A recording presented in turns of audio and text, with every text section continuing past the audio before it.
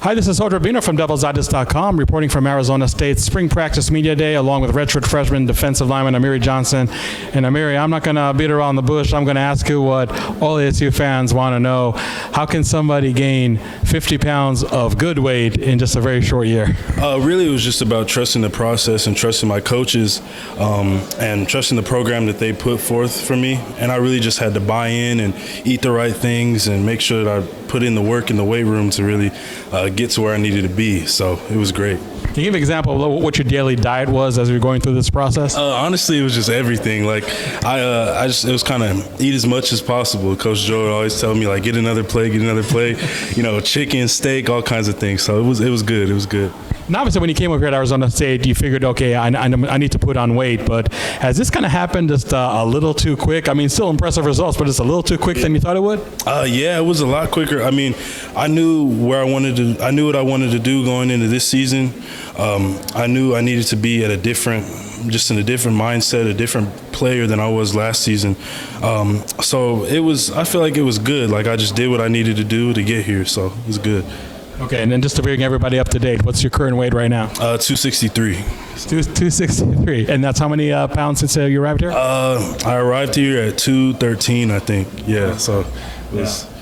Okay, even though we're in the cafeteria, let's stop talking about weight. Let's talk about football right now. I think you're somebody that really benefited from playing 4 games and still being able to redshirt. What do you think you took away from that season? What I really think I got the best of both worlds out of that. I was able to get playing experience while also save another year.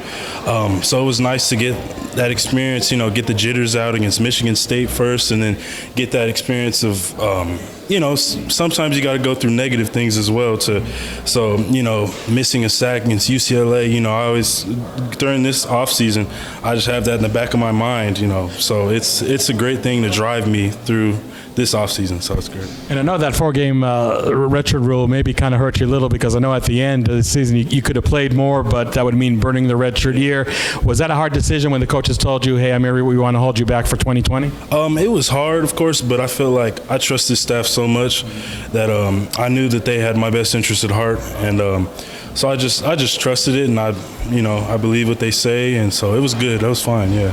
So much talk here about Arizona State and the pro model they're trying to build. Sure enough, a new defensive line coach for the Vikings up until a few weeks ago, Robert Rodriguez. I know you haven't had too much time to really get to know each other. What have been your first impressions from Robert Rodriguez? First impressions, his attention to detail is extremely high. His knowledge of the game it's like on a whole nother level. And I'm just blessed to be able to be coached by a coach of that caliber. And also, he's a great man. You know, he's displayed different things that I want to, you know, it's someone I can look up to as well. So it's been great for me.